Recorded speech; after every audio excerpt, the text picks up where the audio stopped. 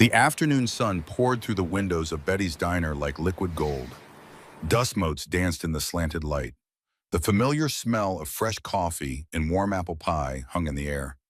It was the kind of November day that made everything feel possible. Lily Mae Thornton pressed her small hands against the rubber rims of her wheelchair. Her mother, Hannah, held the door open. The bell above chimed its usual welcome. 6 years old and wise beyond her years, Lily had learned to read rooms the way other children read storybooks. She could tell within seconds who would smile at her and who would look away. The diner wasn't much to look at. A dozen worn booths lined the walls, their red vinyl seats patched with duct tape in places. A long counter stretched along one side, chrome, edged and gleaming despite its age. Black and white checkered tiles covered the floor. Photographs from decades past decorated the walls. Local heroes, high school champions, wedding parties, all frozen in time. This place was Lily's sanctuary. Here she wasn't the girl in the wheelchair. She wasn't the kid other children whispered about on the playground. She wasn't the daughter whose father had walked away the day the doctors delivered their diagnosis. Here she was, just Lily, a regular customer, a friend. Dutch Van Halen emerged from the kitchen, his weathered face breaking into a genuine smile. 62 years old with silver hair and kind eyes, he'd owned in this diner for 40 years. Bought it from his parents. Proposed to his late wife at booth number 7. Held her hand in this very building during her final heart attack 3 years ago. The diner was all he had left of her. "There's my favorite customer," Dutch called out. His voice carried the warmth of 1,000 shared meals. Lily's face lit up. That smile could melt glaciers. "Hi, Mr. Dutch." Hannah guided the wheelchair toward their usual spot, a corner booth near the window. Good light, easy access. A view of Main Street where Lily liked to watch the world go by. "How's my little gardener today?" Dutch asked, wiping his hands on his apron. "Still teaching your mama where the sunflower should go," Lily giggled. "They need the sunny spot, everyone knows that." "Smart girl," Dutch winked at Hannah. "The usual." "Please," Hannah replied. Her voice carried the exhaustion of a single mother working double shifts at the county hospital. But when she looked at her daughter, that weariness disappeared, replaced by something fierce and protective. As Dutch headed back to the kitchen, Lily's attention wandered. She studied the other customers with the careful observation of someone used to being studied herself. Mrs. Peterson sat alone reading the newspaper. The Hendersons occupied a booth with their 3 children. 2 truck drivers hunched over coffee at the counter. And then Lily saw him. In the far corner, hidden in shadows, sat a man unlike anyone else in the diner. Massive. That was the first word that came to mind. His shoulders seemed too broad for the booth. His hands wrapped around a coffee mug looked like they could crush stone. A thick beard, more salt than pepper, covered the lower half of his face. Tattoos crawled up his arms, disappearing beneath the sleeves of a leather vest. The vest bore patches, symbols Lily didn't understand. But even at 6 years old, she recognized the skull and wings. She'd seen motorcycles with those same markings roaring down Main Street. Hellsangels. The man sat perfectly still, not reading, not looking at his phone, just staring into his coffee like it held answers to questions he was afraid to ask. An invisible barrier seemed to surround him. Other customers gave his corner a wide berth. Eyes flickered toward him, then quickly away. Lily watched him for a long moment. She saw something familiar in the set of his shoulders, in the way he hunched over his mug, in the careful stillness that came from not wanting to be noticed. He looked lonely, just like her. On the playground at school, Lily would park her wheelchair near the swings and watch other children play. They didn't mean to exclude her. Not really. They just didn't know how to include someone different. So they played their games and she watched. Alone in a crowd, this man, this giant with his leather and tattoos and fierce appearance, sat alone in a room full of people. And something in Lily's heart recognized a kindred spirit. "Mom," Lily said quietly. Her eyes never left the solitary figure in the corner. Hannah followed her daughter's gaze. Her body tensed immediately, protective instincts firing on all cylinders. She knew trouble when she saw it, and a Hells Angels biker sitting alone in a family diner screamed trouble. "Lily, sweetie, can I sit with him?" The question hung in the air. Hannah's mouth opened, closed, opened again. "Honey, I don't think that's a good idea." "Why not?" How do you explain to a 6-year-old that some people are dangerous, that appearances matter, that a man covered in tattoos and wearing gang colors isn't someone to approach? But then Hannah looked at her daughter's face, that expression of innocent determination. Lily had been turned away from so many tables in her young life. Birthday parties she wasn't invited to, playgroups that were suddenly full, classrooms where teachers seated her at the back out of sight. And here was Lily ready to approach the one person in this diner that everyone else avoided. "Please, Mama," Lily said softly. "He looks sad." Hannah's throat tightened. This beautiful, brave child, this daughter who saw loneliness in others because she knew its taste so well. "Let me come with you," Hannah said finally. Lily shook her head. "I want to ask by myself, like a big girl." Every maternal instinct screamed at Hannah to say no, to steer Lily toward their usual booth, to keep her daughter safe from whatever darkness might lurk behind that bearded face. But she saw something in Lily's eyes, a need to be brave, a desire to reach out. And Hannah had spent 6 years teaching her daughter that being different didn't mean being less. How could she now teach her to judge others by their differences? "Okay," Hannah whispered, "but I'll be right here watching." Lily's smile could have powered the entire town. She placed her hands on her wheels. The rubber grips were worn smooth from constant use. Her arms, thin but stronger than they looked, pushed forward. The wheelchair rolled across the checkered floor. The sound seemed impossibly loud in the quiet diner. Conversation stopped. Forks paused halfway to mouths. Everyone watched the little girl in the wheelchair heading toward the dangerous man in the corner. Lily's heart hammered against her ribs. She could feel the stares, the held breaths, the unspoken warnings hanging in the air. But she'd made her decision. The man still hadn't looked up from his coffee, lost in whatever dark thoughts occupied his mind. Lily rolled closer, closer, until her wheelchair stopped right beside his booth. She had to tilt her head all the way back to see his face. Up close, he was even bigger. His leather vest was covered in patches, names of cities, dates, symbols that meant nothing to her but probably meant everything to him. His hands were scarred, knuckles that had seen their share of fights, arms decorated with ink that told stories and pictures. But it was his eyes that caught Lily's attention. Dark brown, haunted, carrying the weight of 1,000 regrets. He finally looked down at her. Confusion flickered across his weathered features. Then surprise. His coffee cup stopped halfway to his lips. The entire diner held its breath. Lily Mae Thornton, 6 years old, cerebral palsy wheelchair bound, looked up at Wyatt, Stone Blackwell, 47-year-old Hells Angels member, and asked the bravest question of her young life. "Sir," her voice was small but clear, "can I sit with you?" Time seemed to freeze. The clock on the wall stopped ticking. The coffee pot stopped percolating. The world narrowed down to a little girl and a broken man and a question that would change both their lives. Wyatt's expression cycled through a dozen emotions in 3 seconds. Shock, confusion, suspicion. Then something softer, something that looked almost like pain. No one had voluntarily approached him in 2 years, not since he'd moved to this town after his release, not since he'd tried to leave his past behind and build something resembling a normal life. People crossed the street when they saw him coming. Mothers pulled their children closer. Store clerks watched him with wary eyes, waiting for trouble. And here was this tiny girl, this child who probably weighed less than his motorcycle, looking up at him with eyes that held no fear, no judgment, just simple, honest curiosity. "You want to sit with me?" His voice came out rougher than he intended, gravel and rust from disuse. Lily nodded. Her hands gripped her armrests, ready to roll away if he said no, braced for rejection the way she'd been braced 100 times before. Wyatt glanced past her, saw the woman standing near the door, young, terrified, but letting her daughter make this choice. He saw Dutch behind the counter watching carefully, saw the other customers staring. Every instinct told him to say no, to wave her away, to retreat back into the safe isolation he'd built around himself. But something in those eyes, that hopeful, fearless gaze. When was the last time anyone had looked at him like that? Like he was just a person, not a criminal, not a threat, just someone who might want company. Wyatt set down his coffee cup. The ceramic clinked against the Formica tabletop. He moved his papers aside, gestured to the empty space across from him. Sure, kid. The words felt foreign in his mouth.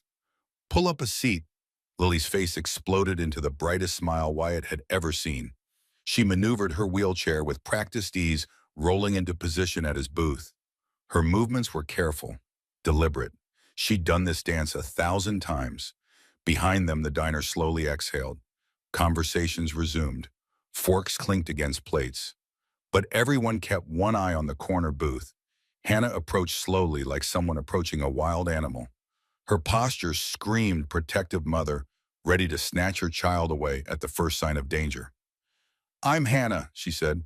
Her voice was steady despite a racing heart. This is my daughter Lily.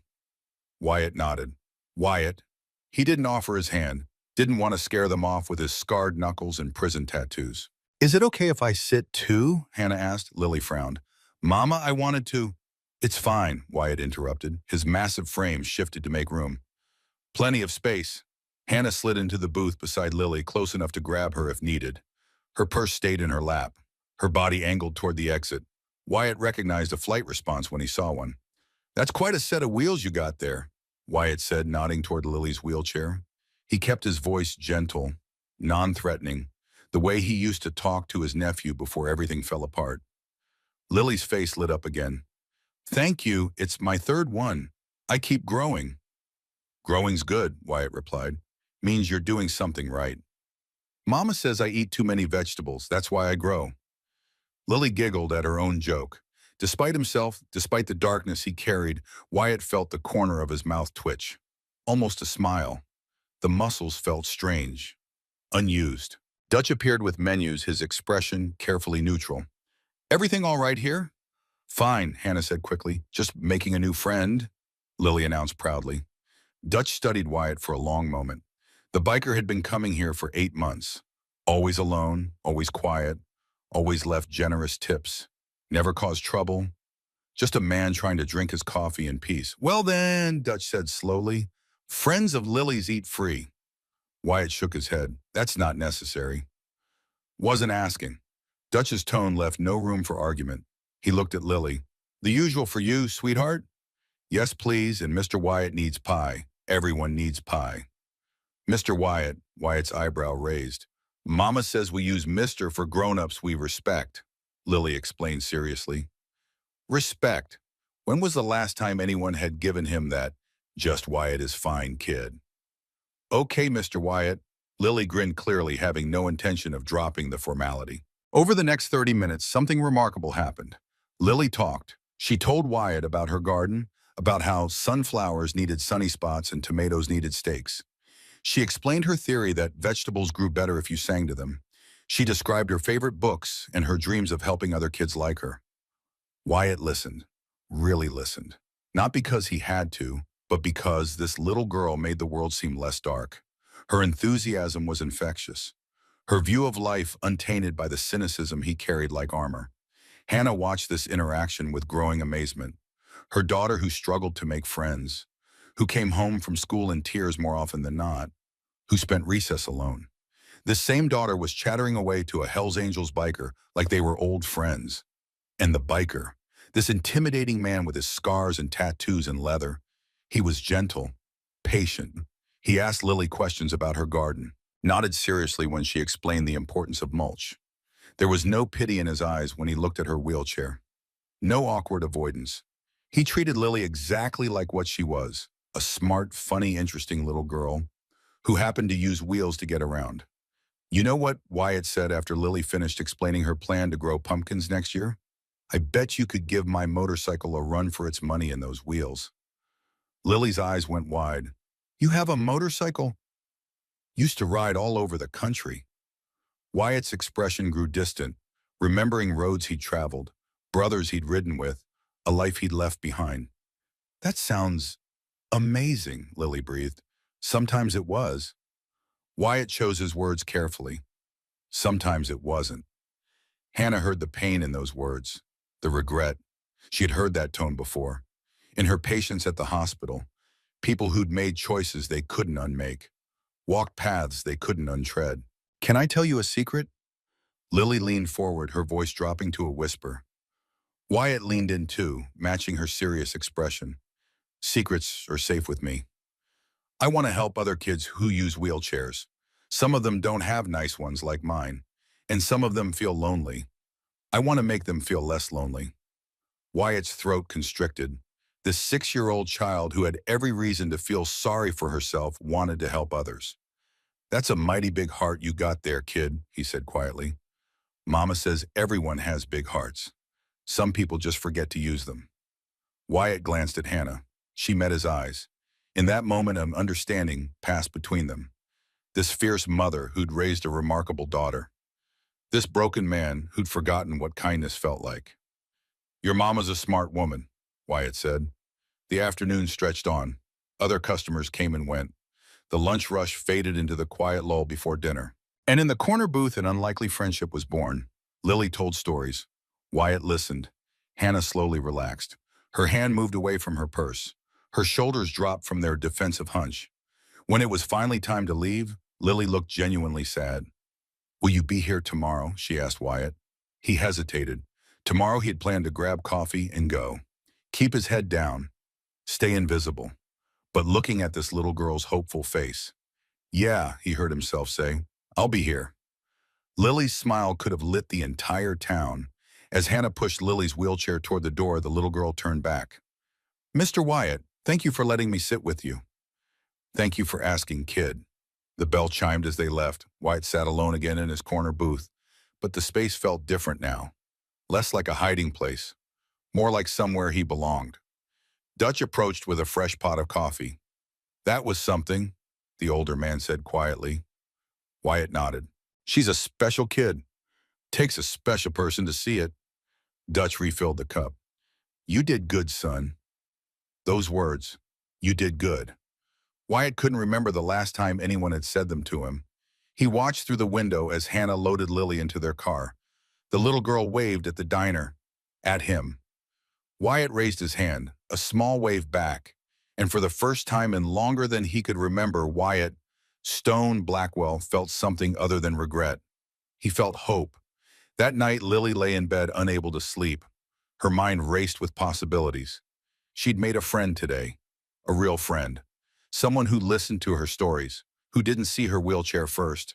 But she'd also noticed something else, the way other people looked at Mr. Wyatt, the way they avoided him, whispered about him, treated him like he was dangerous. She knew that feeling, knew what it was like to be judged before anyone bothered to know you.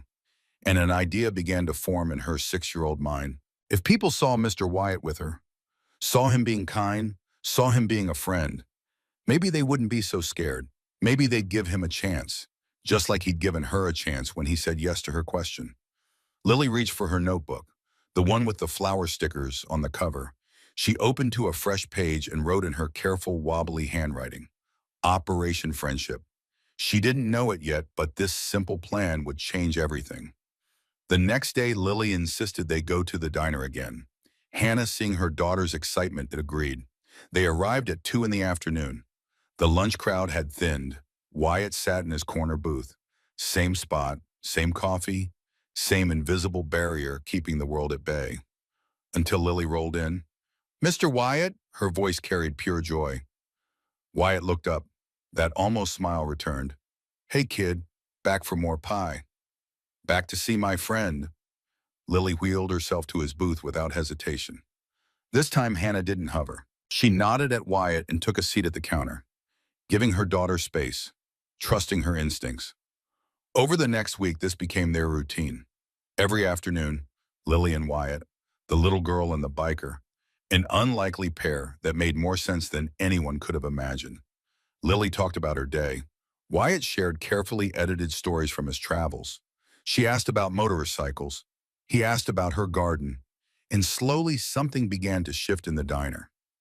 Mrs. Peterson, seeing Lily's obvious affection for Wyatt, stopped clutching her purse when he walked by. The Henderson kids waved at him. Their parents noticed that Wyatt waved back carefully, gently. The truck drivers at the counter started including him in their conversations. Just small things, comments about the weather, questions about his bike. Wyatt didn't realize what was happening, didn't see Lily's plan unfolding. But Lily did. She watched, observed, adjusted her strategy. One afternoon, she asked Wyatt to walk with her and Hannah to the park, in public, where people could see. Wyatt hesitated. Kid, I don't think, please, I want to show you the duck pond. How could he say no to those eyes? So they went.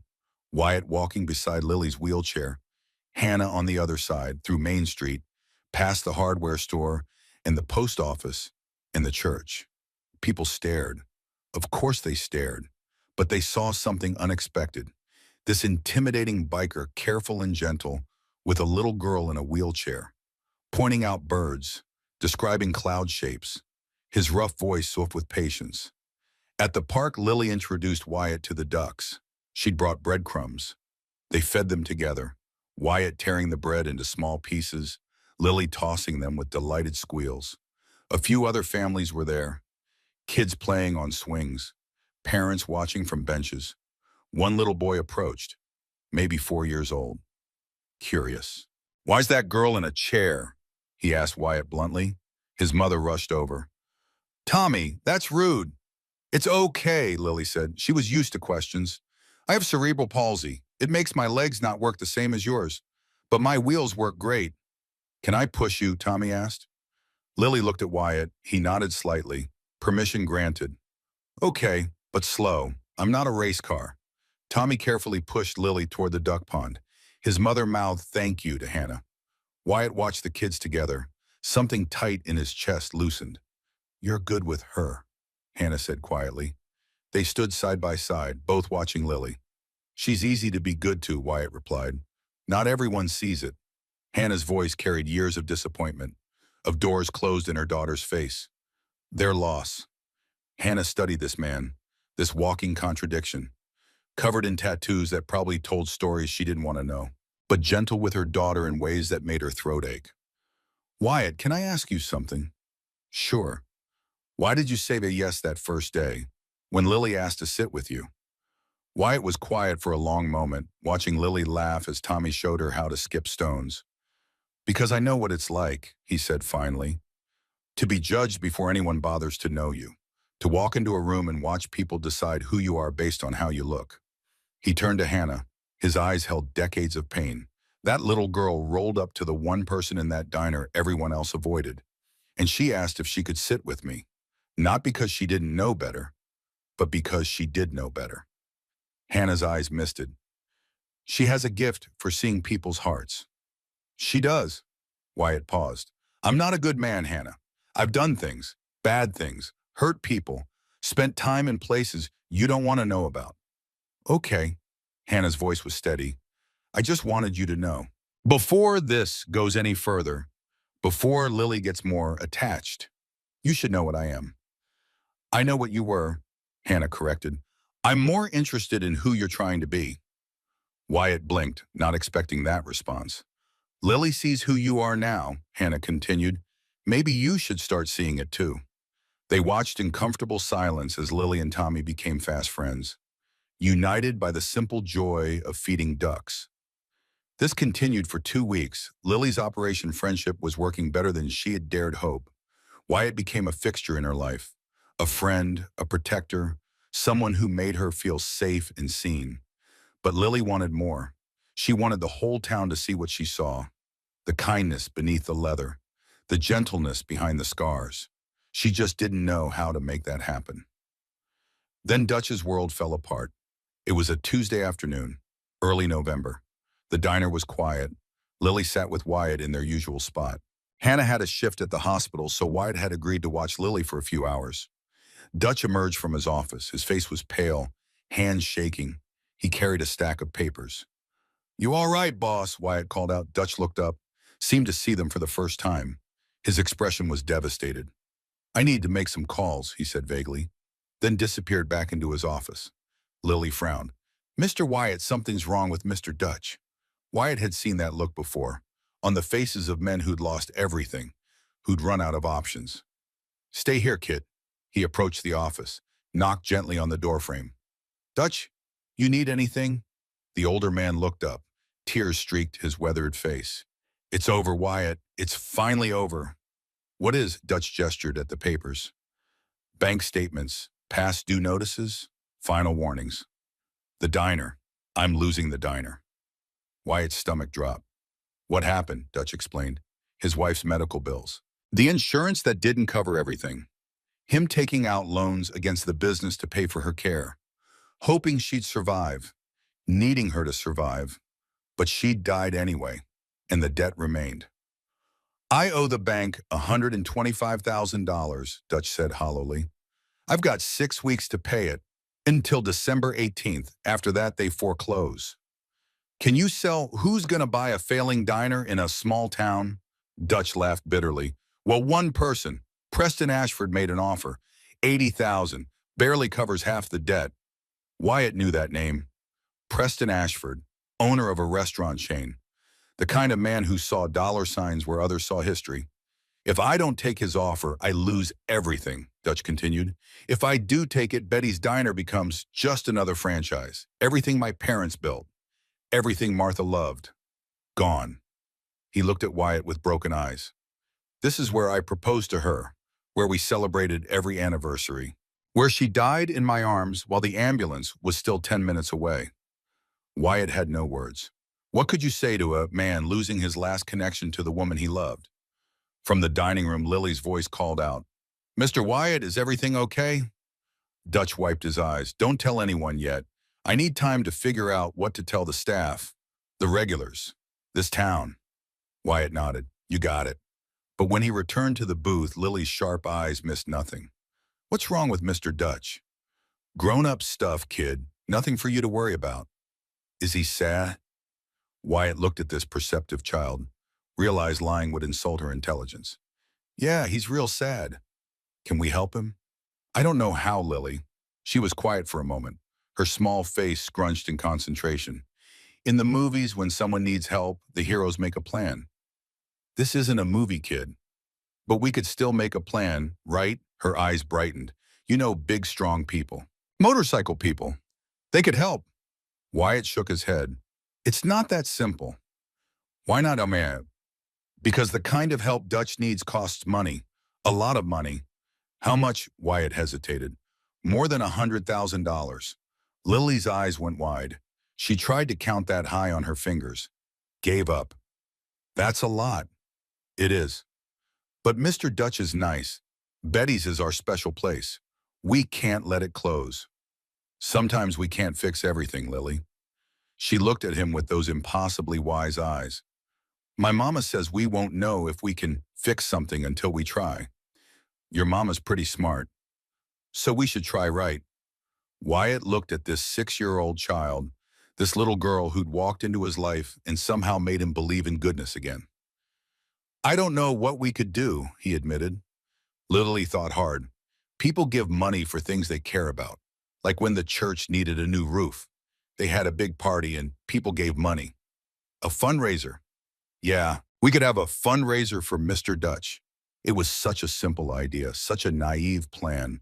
What were the odds they could raise $125,000 in 6 weeks? But looking at Lily's excited face, Wyatt couldn't bring himself to crush her hope. Even if we tried, he said carefully, we'd need a lot of help, organization, someone who knows how to run events like that. You could ask your motorcycle friends, Lily suggested. They're strong. They could help set up. Wyatt's blood ran cold. Lily, I can't ask them. Why not? How do you explain to a child that reaching out to your past means risking your future, that those bridges he'd burn might not be crossable, because those people they're part of who I used to be, not who I'm trying to be now. But you're still friends, right? It's complicated. Lily tilted her head. Mr. Wyatt, were you scared when I asked to sit with you that first day? Yeah, kid, I was. But you said yes anyway. I did. Maybe your friends will say yes too, if you ask brave like I did. Out of the mouths of babes, Wyatt sat back, mind racing. Lily was right. He did know people.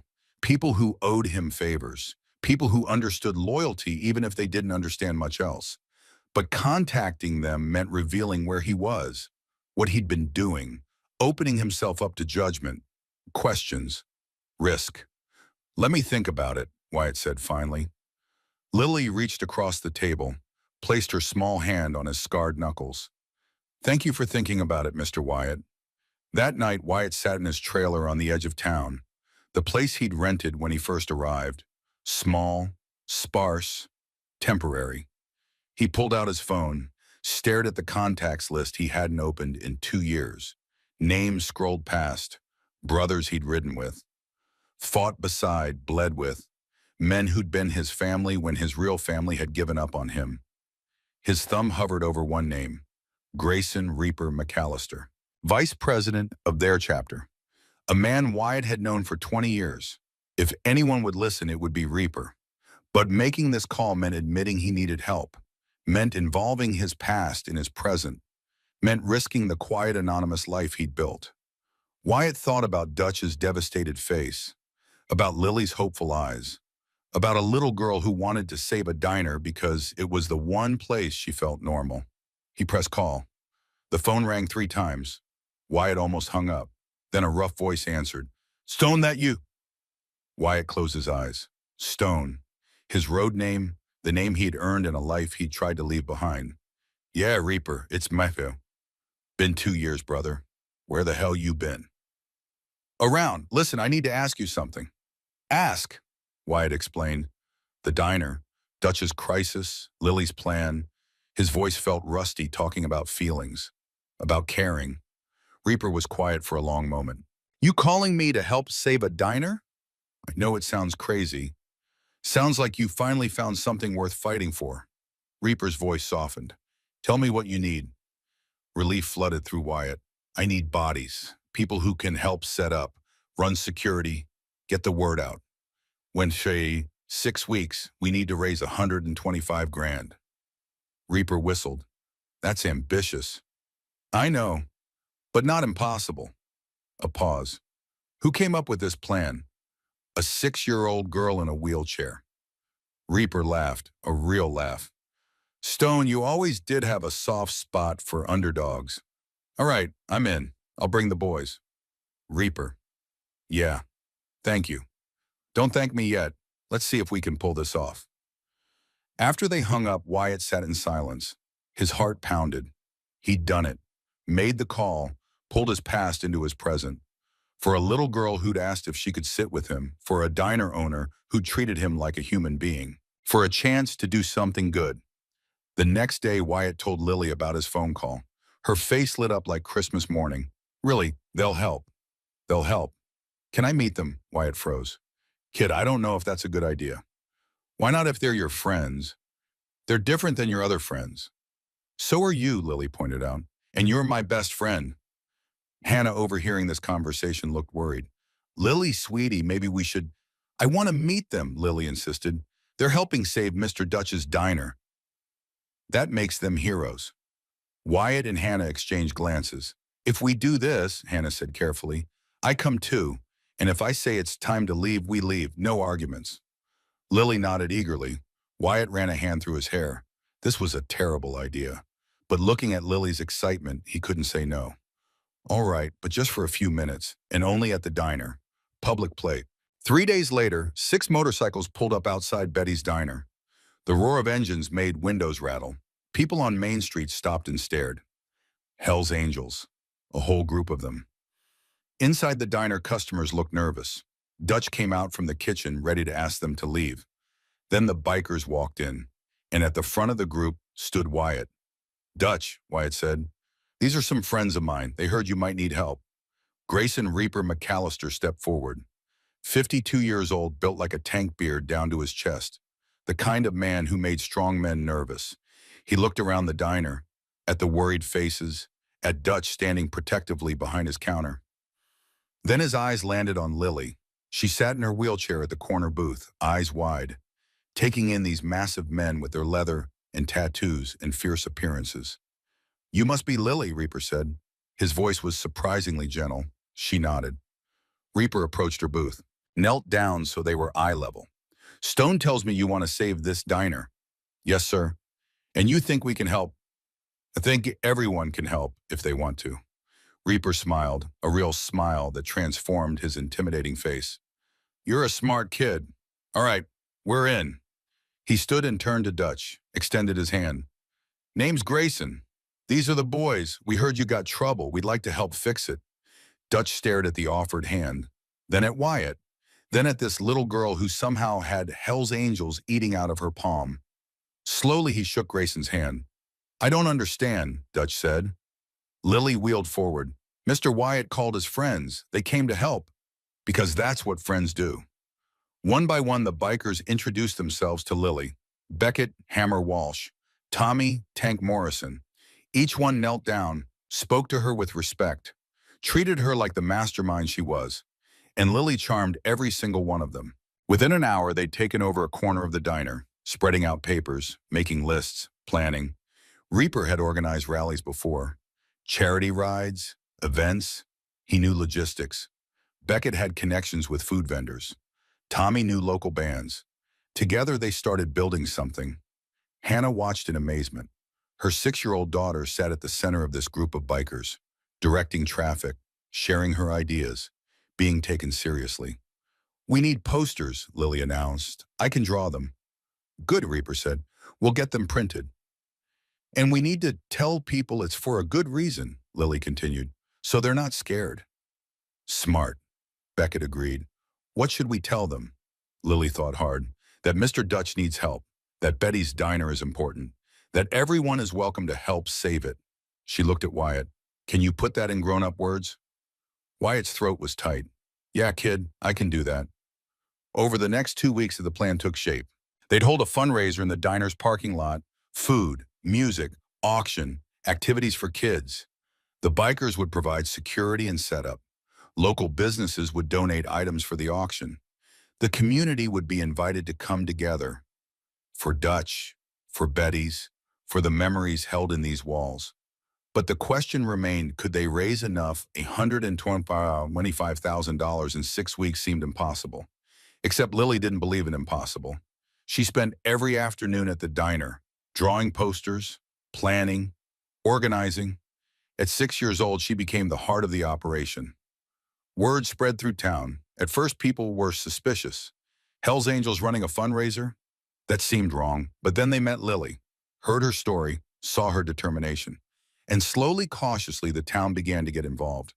Mrs. Peterson donated items from her bakery. The Henderson family volunteered to help set up. Even the pastor at the local church offered to spread the word. Donations started trickling in. Small amounts, $20 here, $50 there. Every dollar counted. Wyatt kept track of the total. $18,000 after the first week. Not nearly enough, but a start. One afternoon, as Lily and Wyatt sat together counting donations, she looked up at him with serious eyes. Mr. Wyatt, are you scared we won't raise enough money? He wouldn't lie to her. Yeah, kid, I'm scared. Me too. They sat in companionable silence, this unlikely pair, brought together by a brave question. But being scared doesn't mean we quit, right? Lily asked. Right. It means we try harder. Where'd you learn that? Lily smiled. From you. You were scared that first day, but you let me sit with you anyway. That's brave. Wyatt's eyes burned. This little girl, this wise, wonderful child. Thank you, Lily. For what? For asking that question, for seeing something in me I'd forgotten was there. Lily reached out, took his hand. That's what friends do, Mr. Wyatt.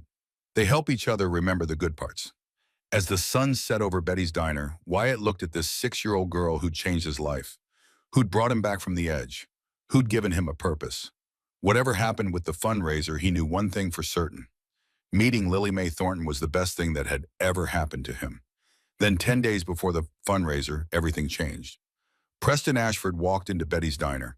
Expensive suit, polished shoes, the look of a man who owned things. He saw Lily and Wyatt at their corner booth. Dutch behind the counter, the posters advertising the fundraiser. His expression hardened. He approached their table, looked down at Lily with cold eyes. You must be the little girl everyone's talking about. Lily met his gaze steadily. I'm Lily. Lily, I'm Preston Ashford. I'm a businessman, and I have to tell you, this fundraiser of yours is a waste of time. Why, Tim? Because this diner is mine. One way or another. Your little event won't change that. Lily's hands gripped her armrests. Betty's diner isn't for sale. Everything's for sale, sweetheart. It's just a matter of price. Wyatt stood up, his considerable height making Preston take a step back. She asked you a question. Why are you so sure the diner's yours? Preston recovered his composure. Because Dutch is drowning in debt. Because this town doesn't have the money to bail him out. Because in 3 weeks, when your little fundraiser fails, he'll have no choice but to accept my offer. He looked at Lily again. This is business, not a fairy tale. The sooner you learn that, the better. Then he left, the bell chiming his exit. Lily's eyes filled with tears. He's wrong, right, Mr. Wyatt? We can save the diner. Wyatt knelt beside her wheelchair. I don't know, kid, but I know one thing. We're going to try our hardest. What if our hardest isn't enough? It was the question Wyatt had been asking himself. What if they failed? What if Preston was right? But looking at Lily's tear-streaked face, Wyatt made a decision. Then at least we'll know we fought for something that mattered. We stood up for something we believed in. And that's never a waste of time. Lily wiped her eyes. Betty's Diner is everyone's home. You can't buy homes. No, Wyatt agreed. You can't. That night, Lily couldn't sleep. Preston's words echoed in her mind. Your little event will fail. But she'd learned something from Wyatt. Being scared didn't mean quitting. It meant trying harder. She reached for her notebook. Operation Friendship had worked. She'd helped Wyatt find acceptance. Now she needed Operation Save Betty's. And this time she wouldn't just plan in her notebook. This time she'd make sure everyone knew what was at stake. Because Betty's Diner wasn't just a restaurant. It was hope, community, belonging. It was the place where a little girl in a wheelchair could sit with a scary biker and both of them could feel normal. That was worth fighting for. The next morning, Lily asked Wyatt to take her to every business on Main Street. She had something to say, and she wanted everyone to hear it. November 20th dawned cold and gray, the kind of morning that promised rain before nightfall. Lily sat at the kitchen table, carefully coloring a poster for the fundraiser. Her tongue poked out in concentration as she filled in the letters of Save Betty's Diner with bright red marker.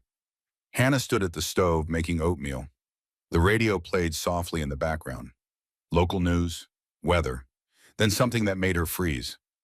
In other news, questions are being raised about a fundraiser planned for Betty's Diner. The event, organized by local resident Lily Thornton, involves several members of the Hellsangels motorcycle club. County records show that Wyatt Blackwell, one of the organizers, has a criminal history, including assault and drug charges. The spatula clattered to the floor. Lily looked up. Mama, what's wrong? Hannah fumbled for the radio, turned it off. But the damage was done. Her phone was already buzzing. Text messages flooding in. She grabbed the device with shaking hands, scrolled through them. Did you know about this? Your daughter is working with criminals. I won't let my kids attend anything involving gang members. Hannah's stomach dropped. She clicked on the link someone had sent, the local newspaper website. The headline made her blood run cold. Troubled past raises questions about diner fundraiser ex-con leads charity event. The article detailed Wyatt's criminal record, his time with the Hells Angels, an assault case from 5 years ago that had sent him to prison for 18 months, drug charges, fighting, a list of sins laid bare for public consumption. But it was the photo that made Hannah's heart break. Someone had snapped a picture of Lily sitting with Wyatt at the diner, their heads bent together laughing. The caption read, 6-year-old fundraiser organizer with convicted felon Wyatt Blackwell. Mama, Lily's voice was small, uncertain. Why do you look scared? Hannah forced herself to breathe, to think.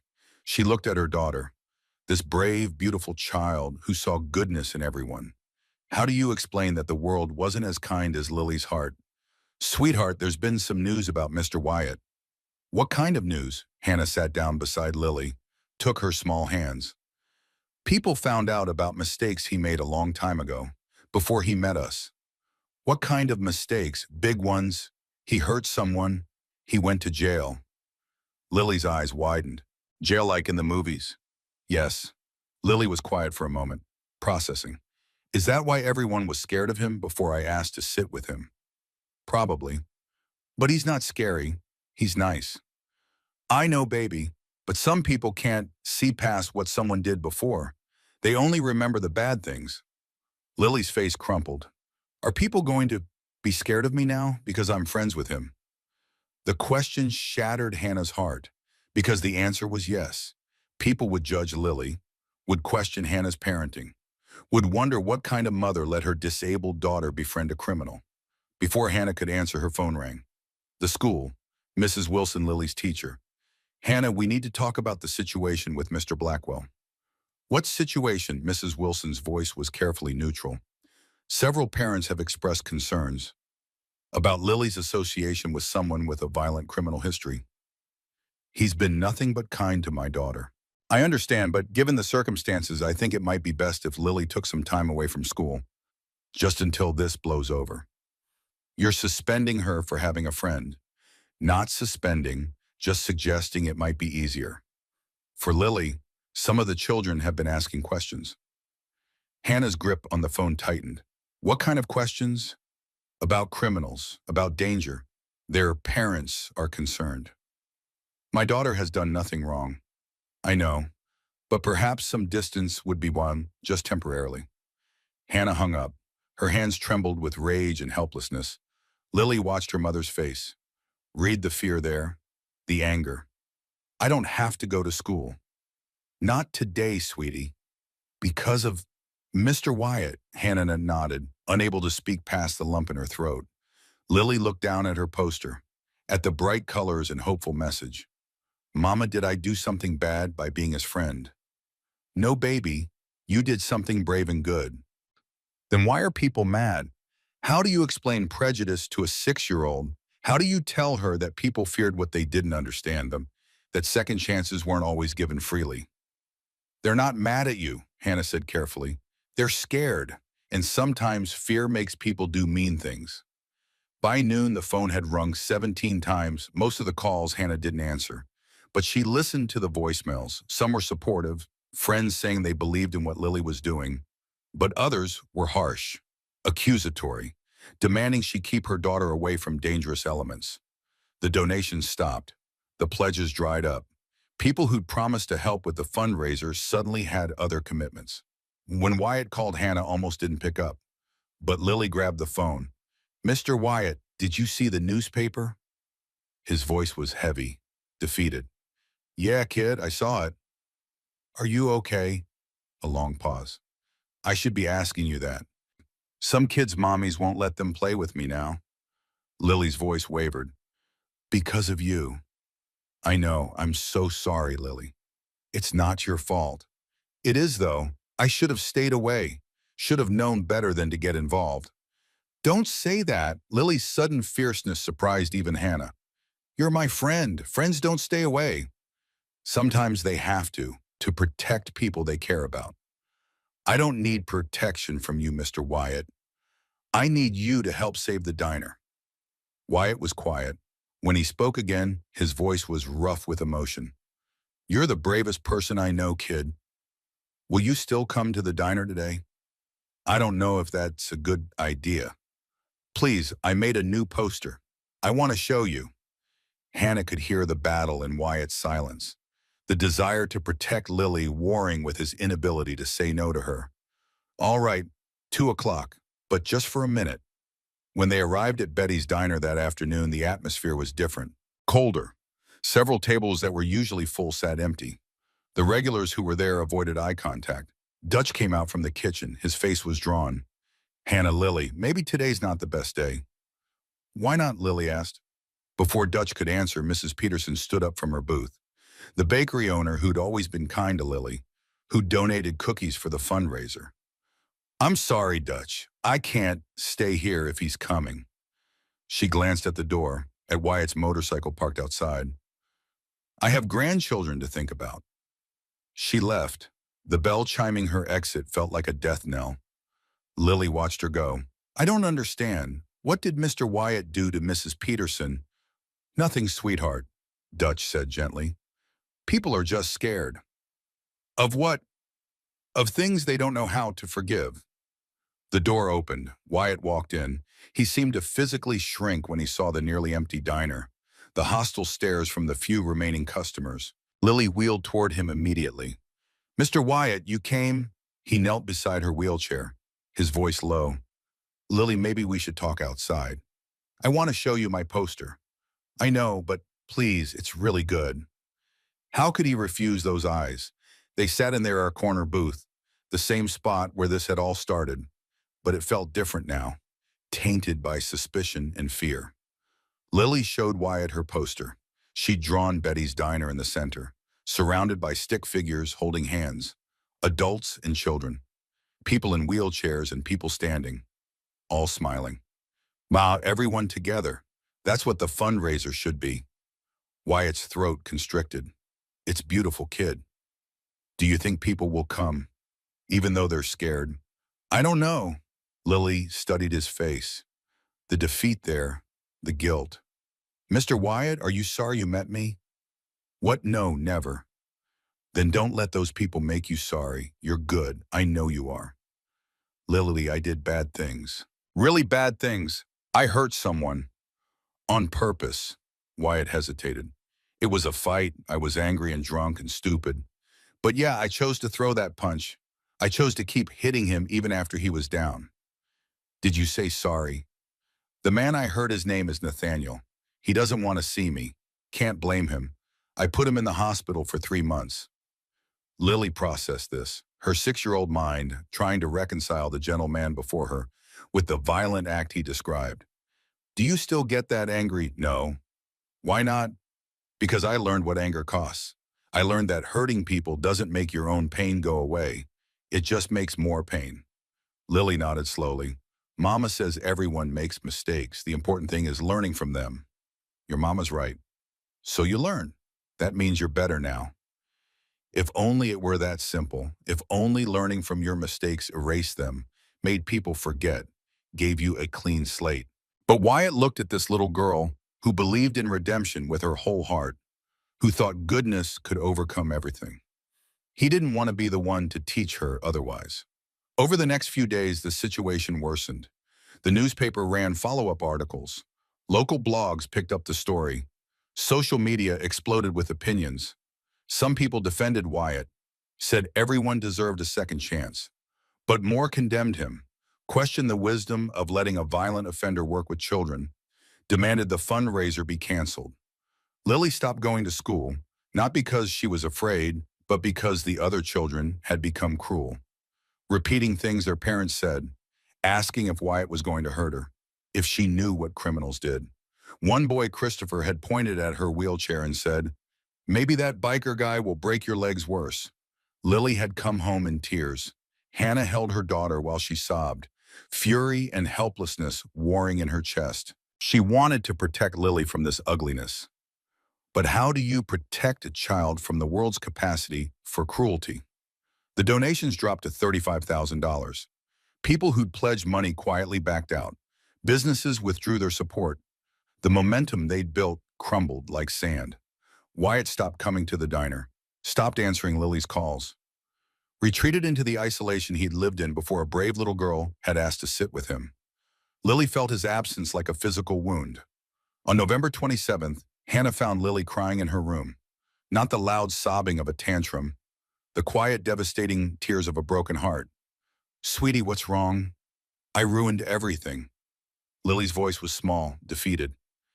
"I made Mr. Wyatt help, and now everyone hates him more. I made it worse." Hannah gathered her daughter into her arms. "You didn't make anything worse. You showed kindness. That's never wrong. But people are mean to him because of me." "No, baby. People were already mean to him. You were the one person who wasn't. Now he won't even talk to me. He won't answer when I call. He's trying to protect you." "I don't want protection." Lily's sudden anger startled them both. "I want my friend back." That night, Hannah made a decision. Tomorrow, the town council was holding a meeting. They'd be voting on whether to allow the fundraiser to proceed. Given the controversy, the outcome seemed predetermined. But Hannah wasn't going to let her daughter's dream die without a fight. The next morning, she told Lily about the meeting. "Can I come?" Lily asked immediately. "It might be hard, sweetheart. People might say mean things." "About Mr. Wyatt." "Yes." Lily's small jaw set with determination. "Then I need to be there, to tell them they're wrong." "Lily, Please, Mama, if I don't speak, who will? Mr. Wyatt can't defend himself. Everyone's already decided he's bad, but I know he's not. I know.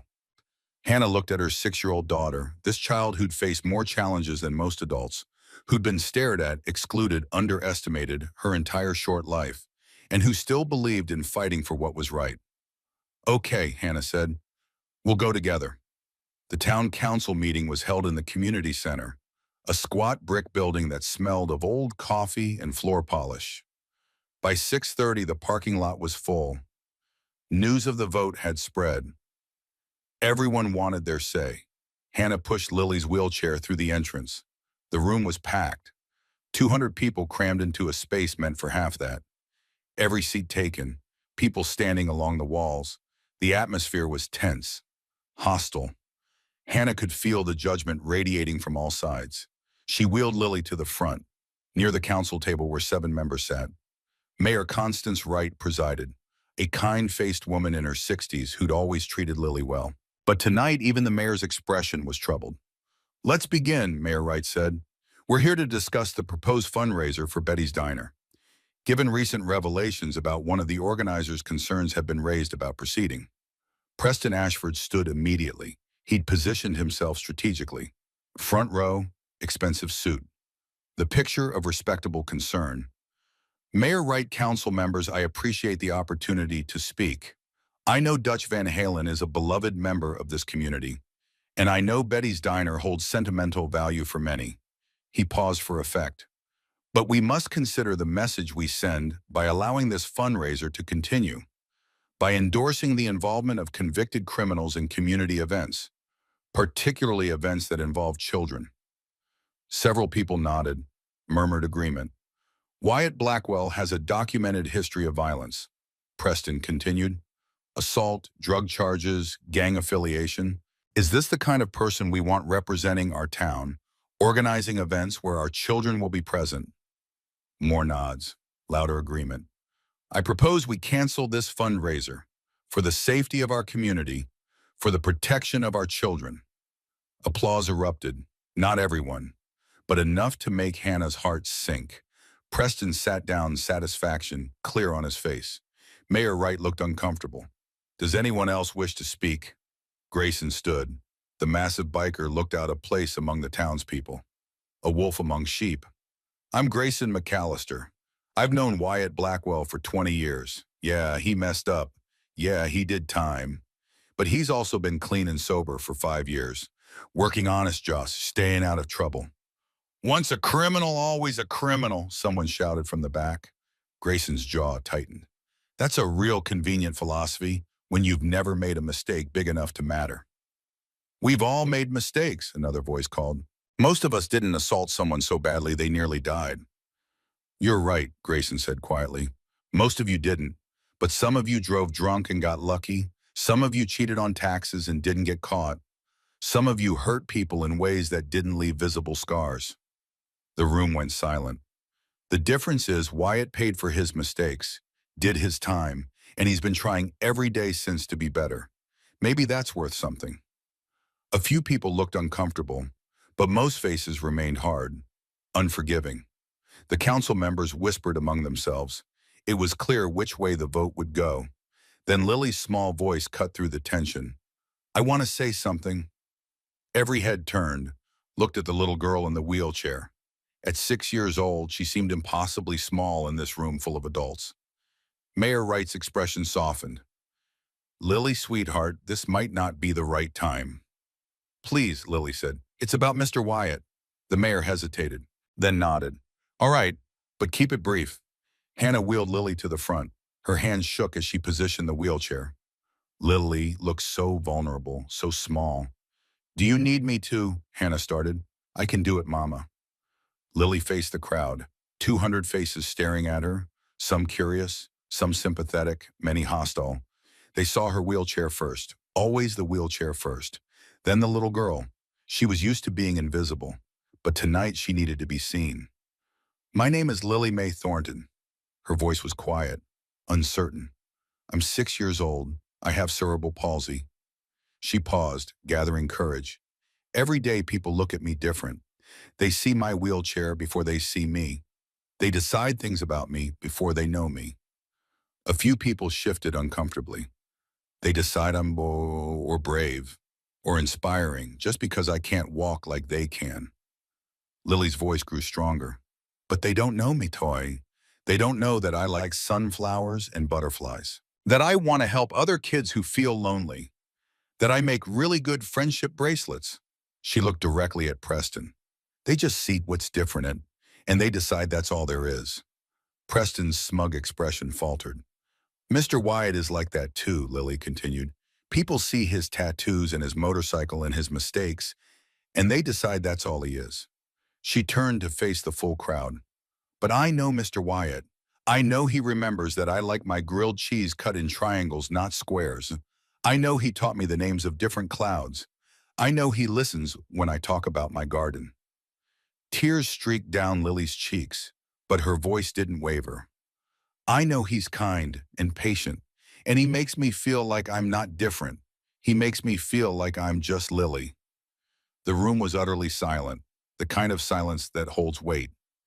You're doing to Mr. Wyatt what people do to me every day, Lily said. You're judging him before you know him. You're deciding who he is based on what you see, not who he really is. She wiped her eyes. Betty's Diner is where Mr. Wyatt sits alone because nobody else will sit with him. It's where I asked if I could be his friend, and he said yes. Her voice broke.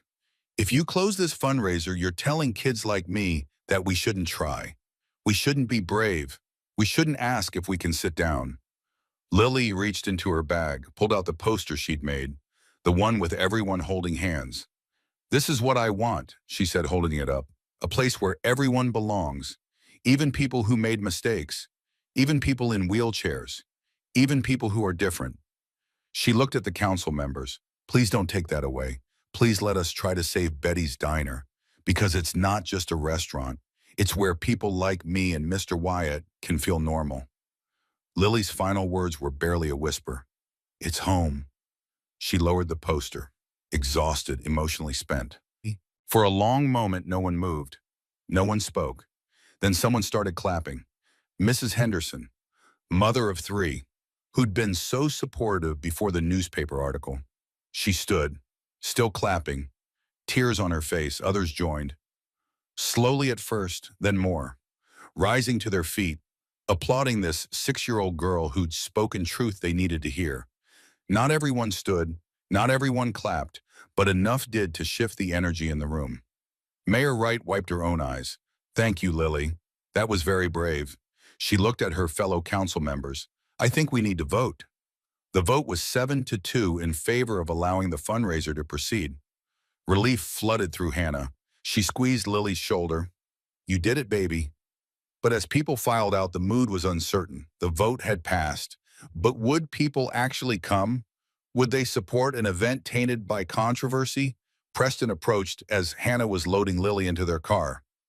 Impressive speech, he said. His tone was unreadable. Very moving. Thank you, Lily said quietly. But speeches don't raise $125,000. Preston leaned down, eye level with Lily. You won this battle, but you'll lose the war. In 3 weeks, when your fundraiser fails, Dutch will have no choice. Betty's Diner will be mine. Lily met his cold eyes. Why are you so mean, Mr. Ashford? The question seemed to catch him off guard. I'm not mean. I'm realistic. You want Mr. Dutch to lose his home. That's mean. It's business. Business shouldn't hurt people. Preston straightened. Something flickered in his expression. Discomfort. Maybe guilt. You're a child. You don't understand how the world works. I understand that being mean is a choice, Lily said.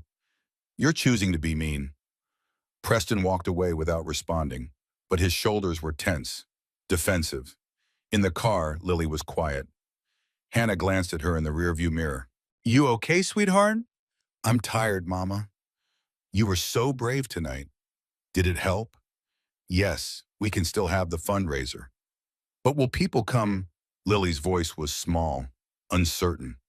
Will they help even though they are scared of Mr. Wyatt? Hannah didn't have an answer. Over the next 2 weeks, Lily threw herself into preparation.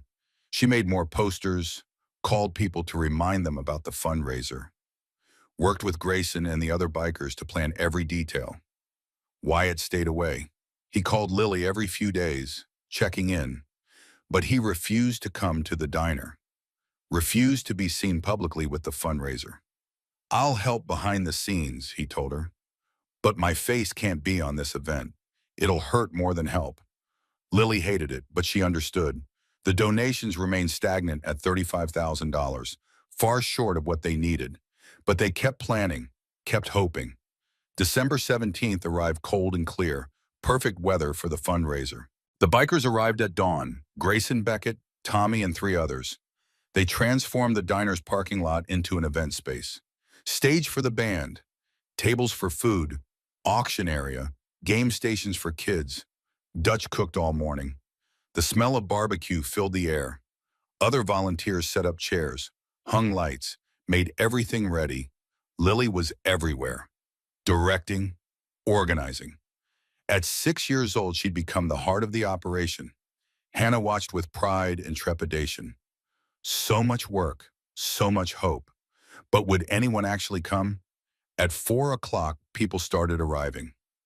Slowly at first, a few families, some regulars from the diner, Mrs. Henderson with her children, then more, the pastor and his wife, shop owners from Main Street, people Lily had personally called and invited.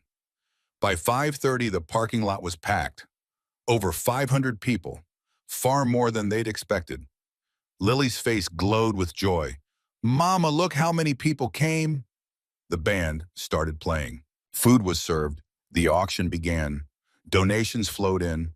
The total climbed. 60,000, 75, 89. Lily stayed at the welcome table, greeting everyone, thanking them for coming. Her smile never faltered. Wyatt watched from a distance. He'd parked his motorcycle a block away, stayed in the shadows, but he couldn't stay away entirely. Needed to see if Lily's dream would come true. At 8:45, the total had reached $103,000. So close. They were so close. Then the sky rumbled. Dark clouds rolled in, unexpected. The forecast had called for clear skies. The first drops of rain fell, light, then heavier. People started moving toward their cars, seeking shelter. "It's okay," when the band leader announced. "We can keep playing. A little rain never hurt anyone." But the rain intensified, and then the lightning came. A massive bolt split the sky. Thunder cracked like a gunshot. Every light went out. The stage, the parking lot, the diner. Everything plunged into darkness. Screams, confusion, the sound of chairs toppling. Children crying. "Everyone stay calm," Grayson's voice boomed. "Don't panic." But panic was already spreading. People stumbled toward their cars. Parents grabbed children. The carefully organized event dissolved into chaos. Lily sat frozen in her wheelchair, rain soaking through her jacket, darkness pressing in from all sides. They'd been so close, so impossibly close, and now it was falling apart. "Mama," her voice was small, lost in the darkness and rain and noise. Hannah found her, wrapped her arms around her daughter. "I'm here, baby. I'm here." The fundraiser. I know. People were leaving, rushing to cars, engines starting, headlights cutting through the rain. All that work, all that hope, washing away in the storm. Lily felt tears mixing with rainwater on her face. "We were so close, Mama." "I know, sweetheart." Suddenly, strong arms lifted Lily from her wheelchair. Wyatt. He'd run through the darkness and rain to find her. "I got you, kid." His voice was gentle despite the chaos. He carried her toward the covered area near the diner entrance. Hannah followed with the wheelchair, but Lily twisted in his arms, looking back at the parking lot, at the people fleeing, at everything falling apart.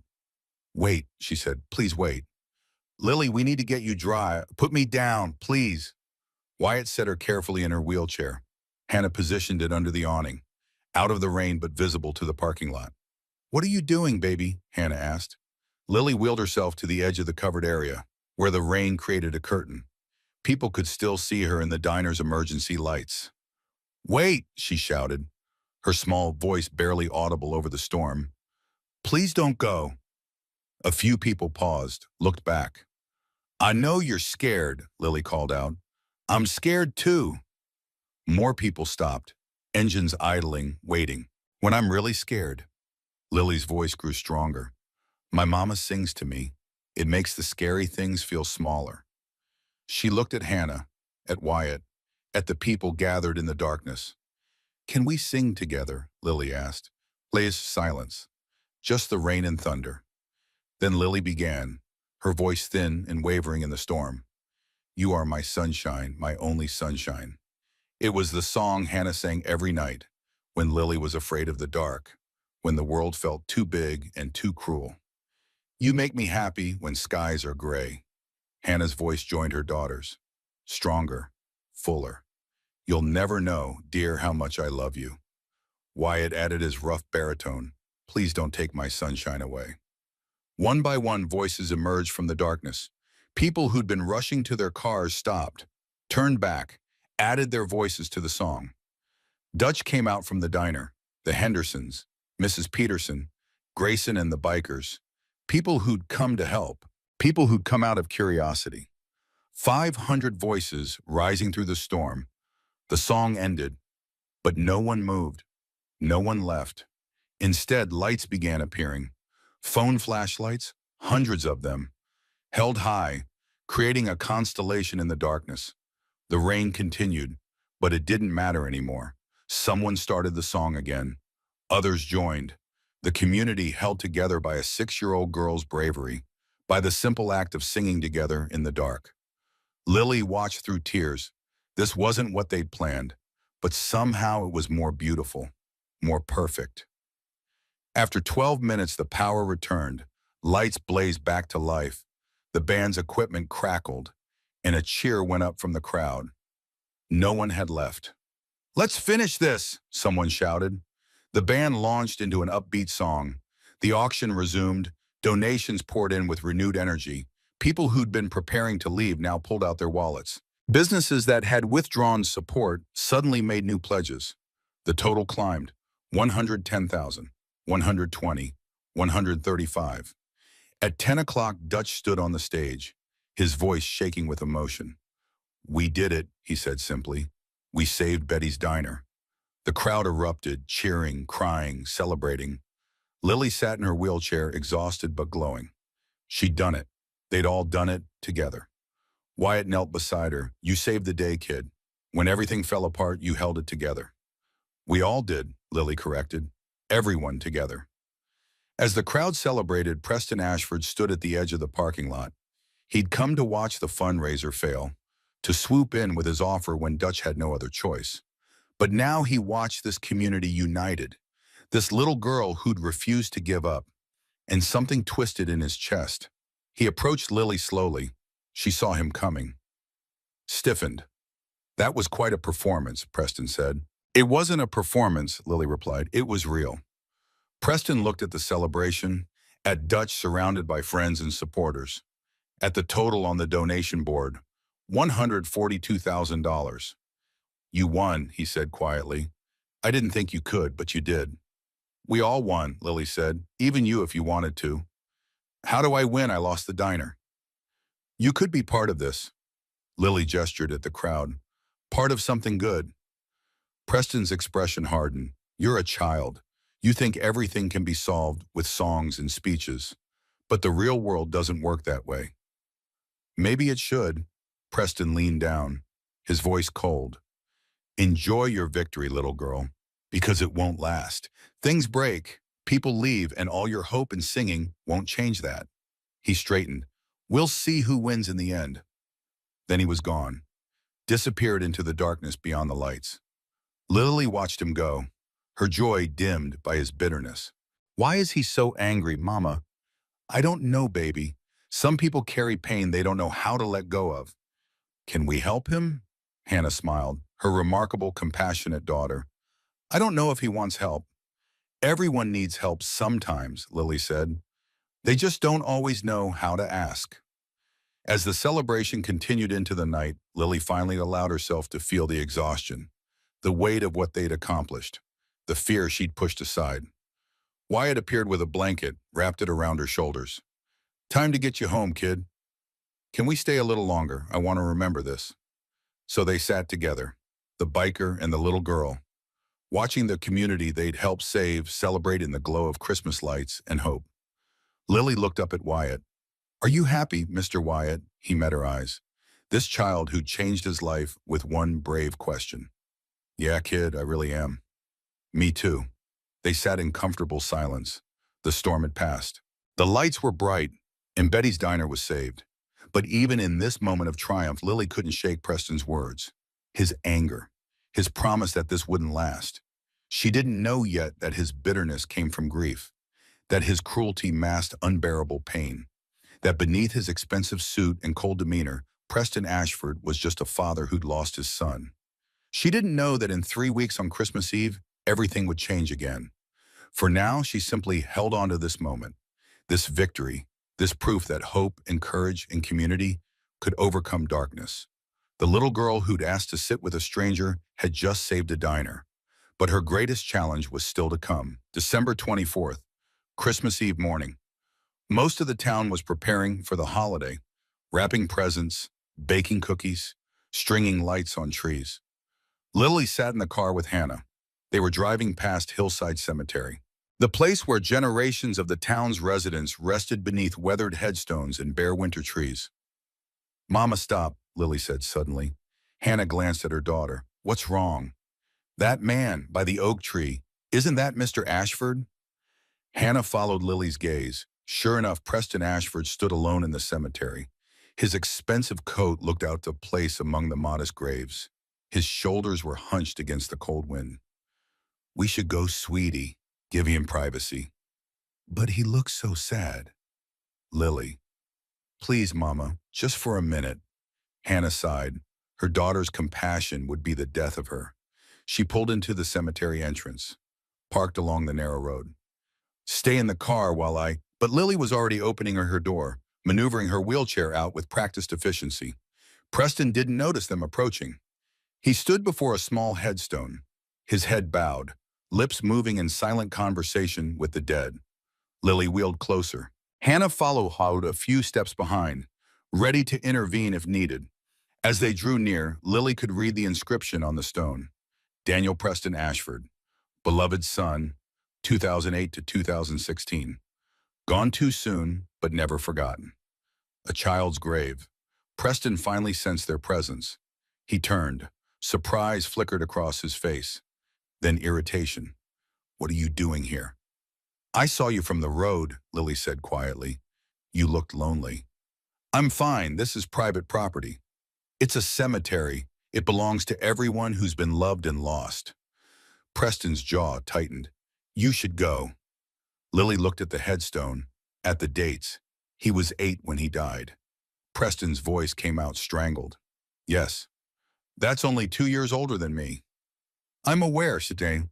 Lily studied the man before her, the expensive clothes, the hard expression. But now she saw something else. Grief, raw and unhealed, festering beneath the surface. Was Daniel your son? Preston nodded, unable to speak. What happened to him? Lily, Hannah said gently. We shouldn't. Leukemia. Preston's voice was hollow. Diagnosed at 7. We fought for a year. Every treatment, every experimental drug. Bankrupted ourselves trying to save him. He touched the cold stone. He died 2 days before Christmas, 8 years ago today. Lily's eyes filled with tears. I'm so sorry, Mr. Ashford. Don't be sorry. Be grateful you still have your mother, that you still have time. Is that why you're so angry about the diner? Preston looked at this 6-year-old child, this little girl who saw too much, understood too deeply. I'm not angry about the diner. You seem angry about everything. Preston laughed, a bitter, broken sound. Maybe I am. He gestured at the grave. Daniel spent his last weeks at Betty's diner. Dutch let us stay there, hours at a time, never rushed us, never charged us. Just let my son eat pie and watch the world go by through those big windows. Tears streaked down Preston's face. He didn't bother wiping them away. Daniel loved that diner, said it smelled like happiness, like normal life. Then why did you want to buy it? Lily asked. Why change it? Because every time I drive past, I see my son's ghost in that window. Every time someone mentions Betty's, I remember what I lost. I thought if I owned it, controlled, it changed it into something else, maybe the memories would hurt less. He looked at Lily. But your fundraiser reminded everyone what that place means. And all I could think was my son loved it exactly the way it is, and I was trying to destroy that. Destroy the last place he was happy. Preston knelt down, eye level with Lily. You asked me why I'm so mean. The truth is, I don't know how to be anything else anymore.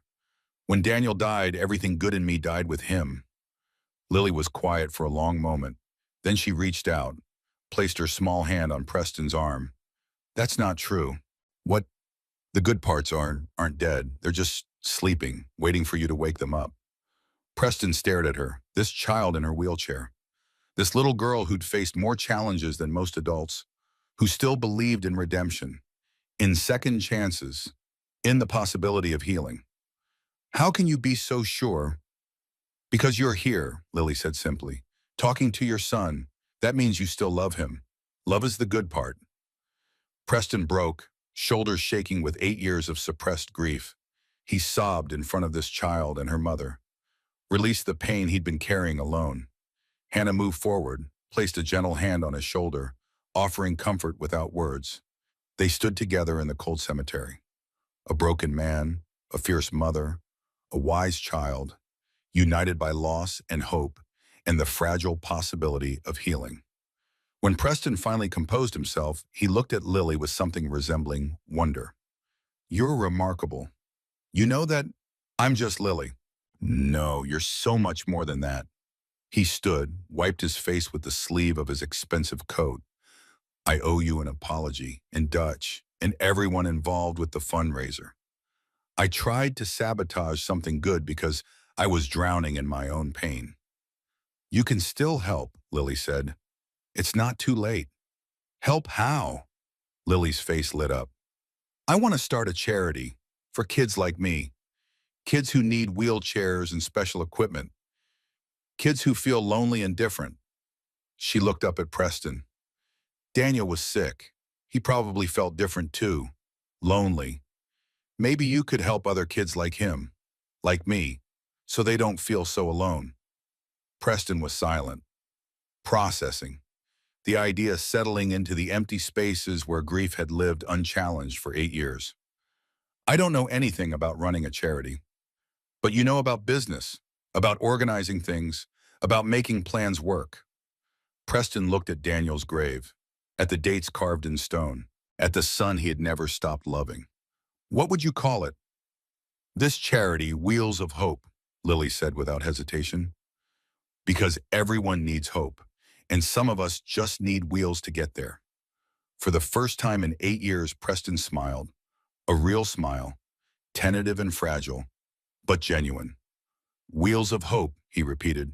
Daniel would have liked that. 3 weeks later, on a cold January morning, the Wheels of Hope Foundation officially opened its doors. Preston had donated office space, a small suite on Main Street, 2 rooms with large windows and enough space for meetings, files, dreams. He'd also donated $50,000, seed money to get them started. Hannah became the executive director, managing operations, coordinating with families, handling paperwork.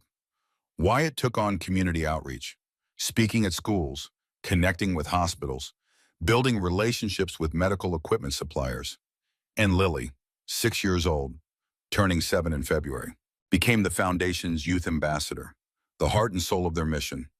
Their first case came quickly. Owen Fitzgerald, 8 years old, cerebral palsy. His family couldn't afford a specialized wheelchair. The one Owen had was too small, second-hand, falling apart. Lily met Owen at the foundation office. He arrived with his mother, a tired woman who worked 3 jobs to make ends meet. Owen sat in his ancient wheelchair, his legs cramped from the poor fit, his spirit dimmed by years of making do. Lily wheeled right up to him. Hi, I'm Lily. Owen looked at her wheelchair. New, well-fitted, everything his wasn't. I'm Owen, he said quietly. I heard you need a new chair. Owen's mother jumped in. We're managing. I don't want to be a burden. You're not a burden, Hannah said gently. That's why we're here. Lily pulled out a catalog. Owen, pick the one you want. Any color, any style. Owen's eyes went wide. Really? Really? He flipped through pages. Ran his fingers over pictures of wheelchairs in blue and red and green. Custom fitted. State of the art. Everything he dreamed about, but never dared to hope for. This one, he whispered, pointing to a blue chair with silver accents. But it's expensive.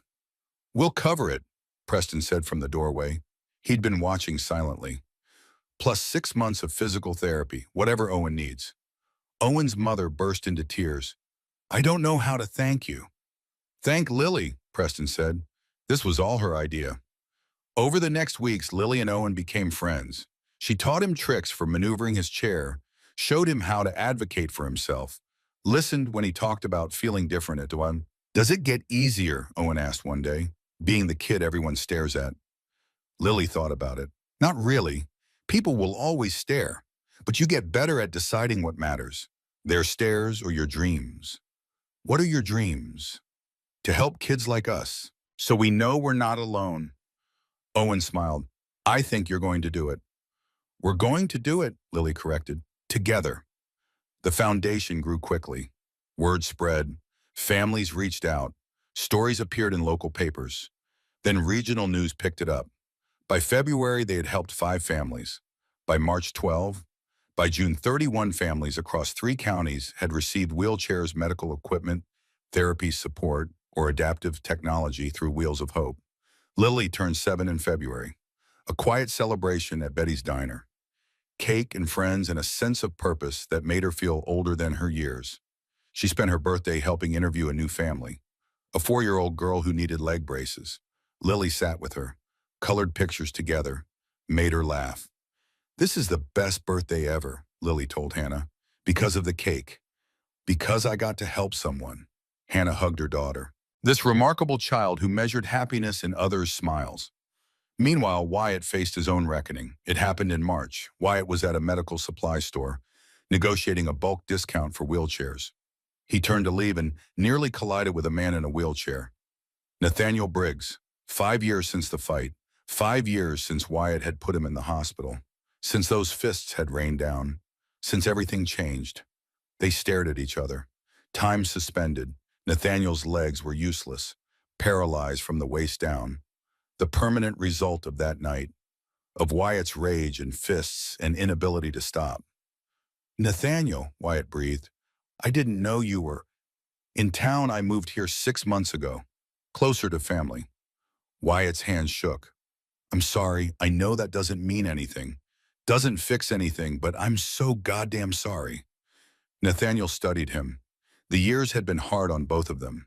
Nathaniel's hair had gone gray, his face lined with pain, but his eyes were clear. I know who you are now, Nathaniel said. I read about the fundraiser, saw your picture with that little girl. Lily. She spoke at some town council meeting. Defended you. She did. Nathaniel wheeled closer. The man who put me in this chair doesn't match the man in those articles. I'm trying to be different. I can see that. Nathaniel gestured to the medical supplies. What are you doing here? Working with a charity, Wheels of Hope. We help kids with disabilities get equipment they need. Something flickered in Nathaniel's expression.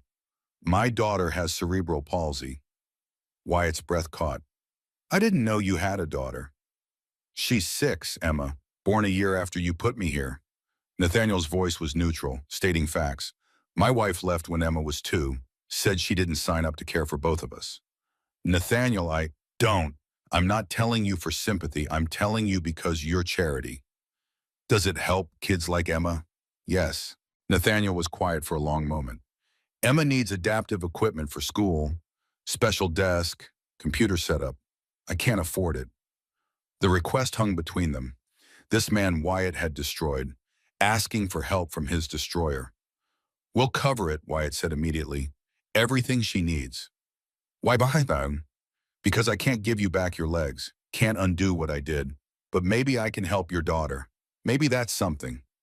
Nathaniel's eyes glistened. I've hated you for 5 years. Woke up every day wishing you were dead, wishing I'd never walked into that bar.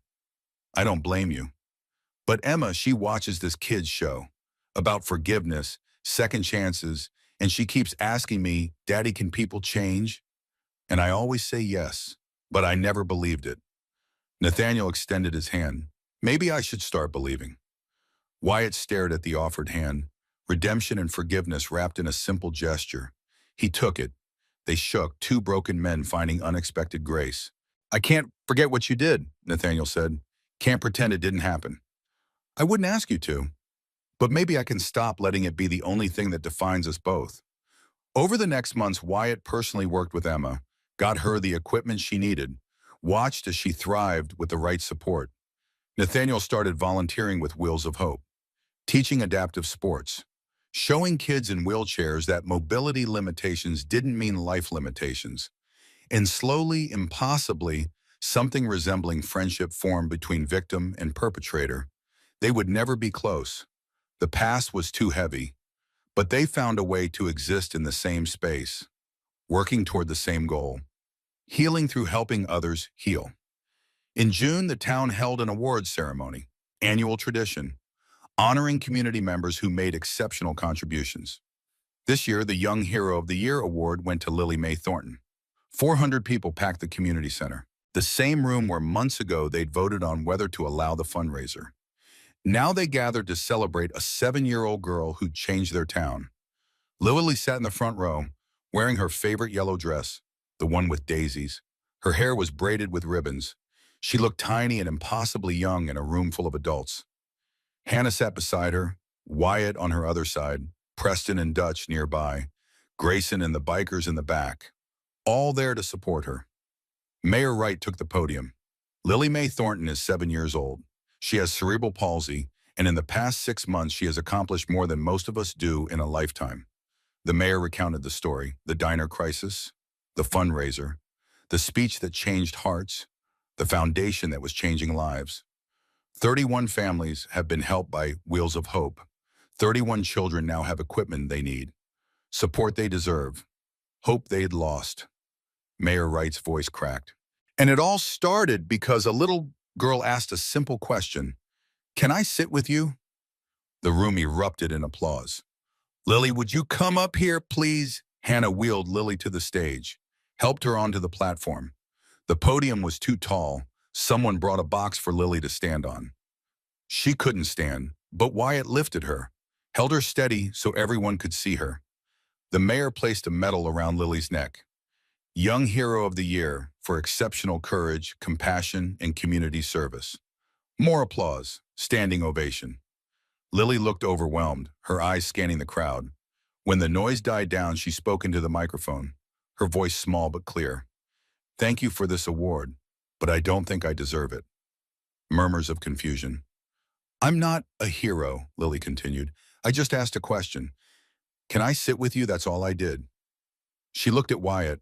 Mr. Wyatt is the hero. He said yes when he could have said no. He helped me when he didn't have to. He taught me that being brave means being kind, even when the world is mean. Lily reached up, took the medal from around her neck. This should be his, not mine. The room went silent. Lily turned to Wyatt. You changed your whole life. You helped save the diner. You work every day to help kids you don't even know. That's what heroes do. She placed the medal around Wyatt's neck. This is yours, Mr. Wyatt. Wyatt stood frozen. This medal, this recognition, this moment he never imagined possible. Tears streamed down his weathered face. He looked at this 7-year-old girl, this child who'd seen goodness in him when the world saw only darkness. Lily, I can't. You can, she said firmly, because you're good. I always knew it. Now everyone else knows too. Wyatt dropped to his knees, pulled Lily into a fierce hug. His shoulders shook with sobs.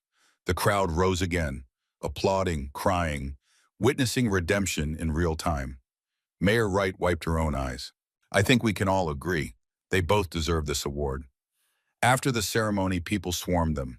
Congratulations. Thanks. Stories of how Wheels of Hope had touched their lives. Preston approached Keith Blay. That was generous, giving him the medal. It was true, Lily said. He deserves it more. You both deserve it. Preston paused. I've been thinking, Wheels of Hope needs to expand. Reach more communities. I'd like to fund that expansion. 50,000 a year for the next 5 years. Lily's eyes went wide. Really? Really, Daniel would have wanted this. Would have loved seeing kids get help, hope. Preston's voice was thick. You taught me that helping others is how we honor the people we've lost. Thank you, Mr. Ashford. Thank you, Lily, for not giving up on me. As the celebration continued, Wyatt found a quiet corner. Nathaniel wheeled over. Congratulations. Thanks. Wyatt touched the medal. Still couldn't quite believe it was real. You've come a long way from the man who put me in this chair. Every day I wish I could undo it. I know. Nathaniel was quiet. But if you had, Emma wouldn't have gotten the help she needed. You wouldn't have started this foundation. Those 31 families wouldn't have been helped. That doesn't make it okay. No, but it makes it mean something. Your mistake, my injury, it led to something good. That doesn't erase the bad, but maybe it balances it a little. They sat in companionable silence. Two men forever linked by violence, now connected by purpose. 6 months later, Christmas Eve arrived again. A year since everything changed. Since Lily asked her brave question. Since a diner was saved and a foundation was born. Betty's diner was decorated for the holidays. Lights strung along the windows. A small tree in the corner. The smell of roasted turkey and fresh-baked pies. Dutch had closed the diner to the public. Tonight was private. Family only. And what a family it had become. Lily sat at a long table near the window. Hannah beside her, Wyatt across from them, his hand resting gently on Hannah's.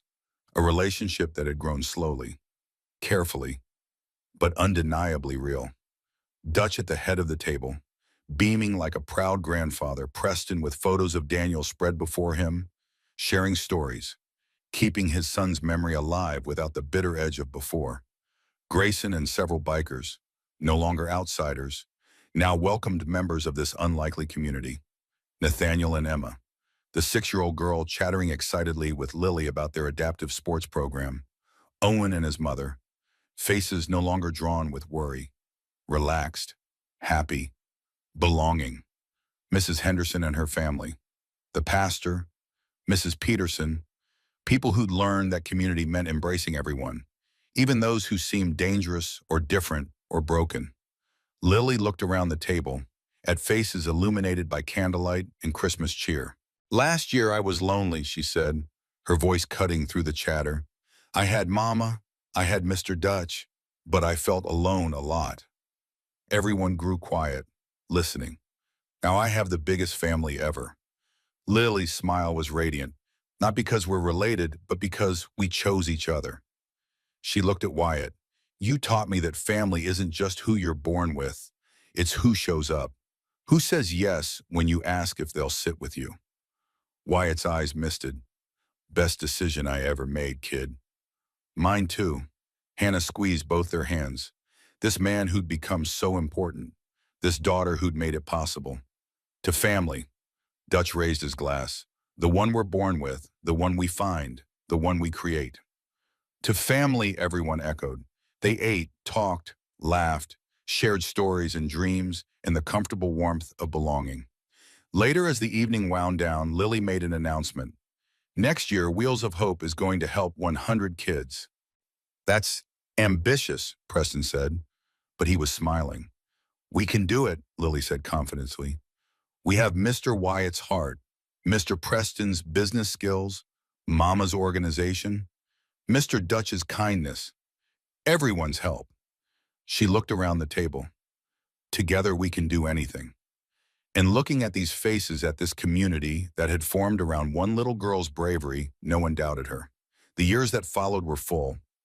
Wheels of Hope expanded, reached neighboring counties, then neighboring states.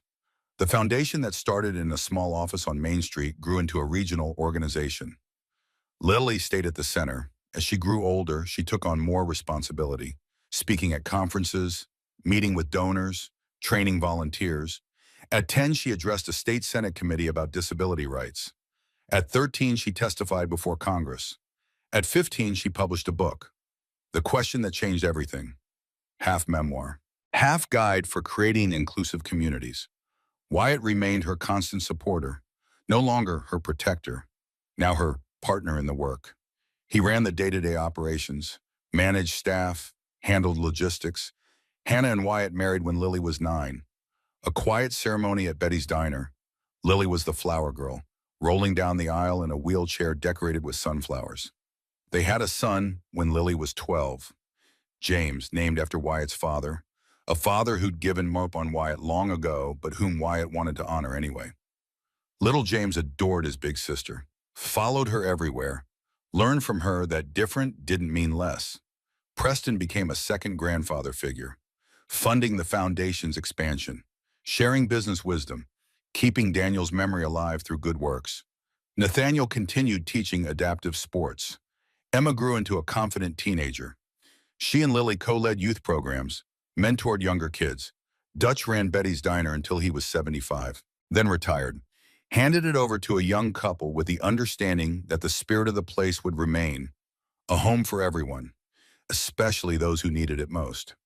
The bikers led by Grayson formed chapters across the country, second chance riders, helping communities, running charity events, proving that redemption was possible. 10 years after that first Christmas Eve, December 2035, Lily was 17 now, preparing to graduate high school early, already accepted to 5 universities, planning to study social work and nonprofit management. She stood on a stage at the National Disability Rights Conference. 2,000 people in the audience, hundreds in wheelchairs, families, advocates, professionals.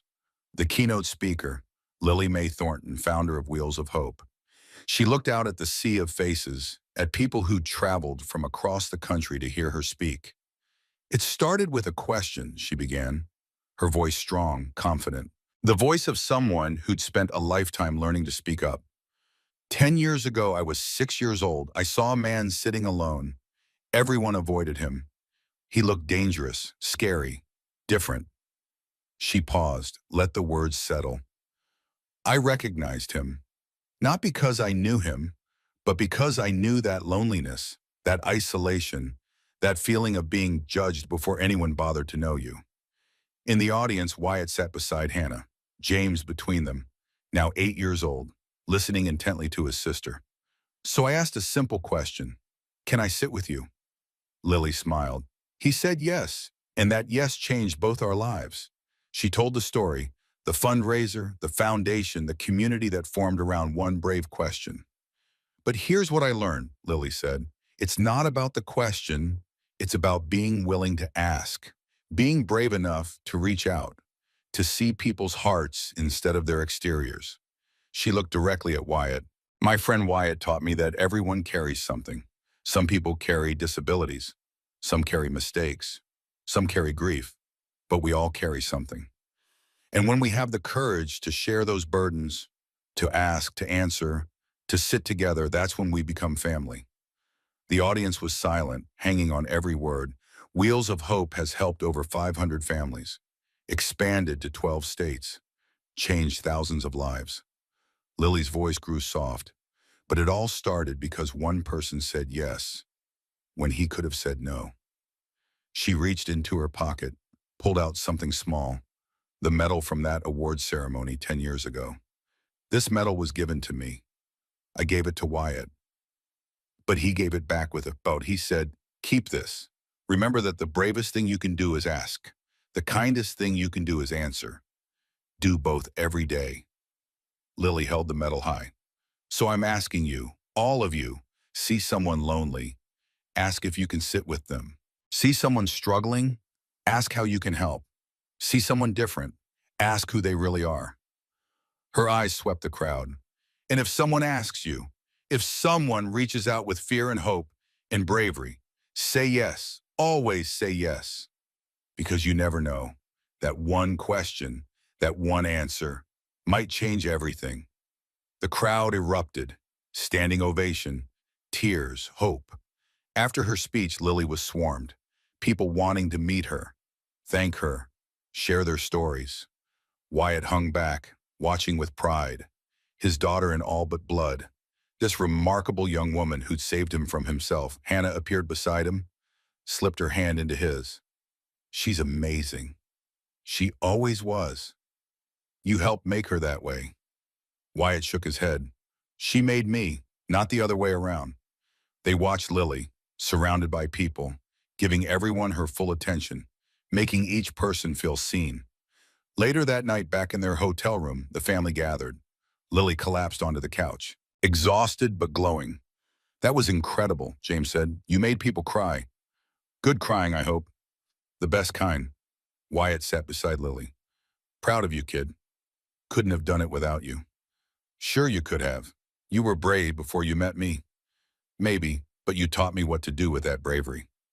They sat together, father and daughter, bound not by blood but by a question and an answer, by courage and redemption, by love earned through years of showing up. Mr. Wyatt, Lily said. She still called him that sometimes, especially in tender moments. Yeah. Thank you for saying yes that first day. Wyatt pulled her close. Thank you for asking. The scene shifted, blurred, time moving forward. Now it was December 2035. Christmas Eve. Again. Betty's diner still stood, under new ownership but unchanged in spirit. The photographs on the walls had multiplied. Now they included pictures of Lily and Wyatt, of fundraisers and celebrations, of a community transformed. The same long table near the window, decorated for the holidays. Lily, 17, sat in her chair, more sophisticated now. College acceptance letters in her future, but still fundamentally the same. Still seeing hearts instead of exteriors. Hannah and Wyatt, older, grayer, but deeply content. Their hands intertwined. James 8 coloring in a notebook, planning his own charity, books for kids who can't visit libraries. Already following in his sister's footsteps. Dutch retired but present, regaling everyone with stories. Preston surrounded by photos of Daniel. Sharing memories without pain, celebrating his son's life instead of mourning his death. Nathaniel and Emma, now 16. Confident, strong, planning to start an adaptive sports program at her high school. Grayson and the bikers. Older, some with gray beards, but still riding, still serving, still proving that change was possible. Owen, now 18, about to graduate, planning to study physical therapy, to help others the way he'd been helped. New faces too, families helped by Wheels of Hope, kids who'd received equipment, support, hope, all gathered to celebrate. The table was full, overflowing, this family that had started with one question. Lily looked around, at faces illuminated by candlelight, at the life she'd built, the communities she'd created. I've been thinking, she said, all eyes turned to her, about what to say, how to sum up these 10 years. She picked up her glass. But I think it's simple. Thank you, all of you, for saying yes, for showing up, for being brave enough to be kind. Wyatt raised his glass. To Lily, who taught us all what courage really means. To Lily, everyone echoed. They drank, ate, celebrated. The warmth of the diner wrapped around them like an embrace. Later, after most had left, Lily wheeled to the window. The same spot where she'd first seen Wyatt, where she'd made the decision to approach. To ask her brave question. Wyatt joined her.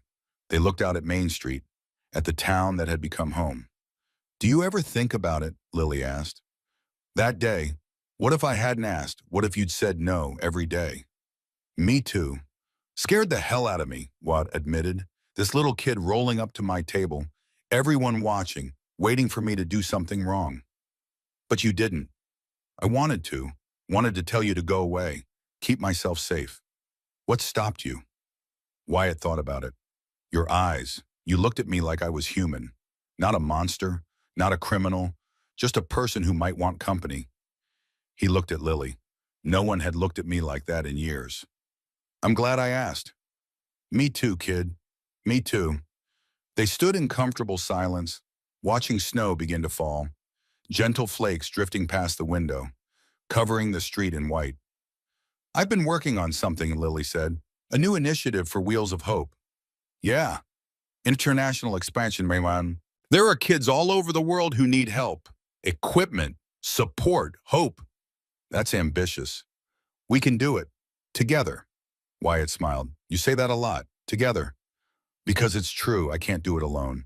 Nobody can. That's what you taught me. What did I teach you? That the bravest thing is asking for help. The kindest thing is offering it. And the most important thing is showing up. Every day for the people who matter. Wyatt's eyes burned. This young woman, this incredible person who had saved him, transformed him, given him purpose.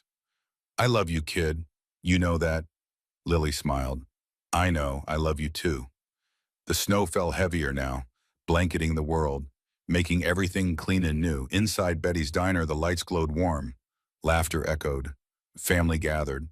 And in the window, a girl in a wheelchair and a reformed biker stood side by side, looking at the future, at possibilities, at hope.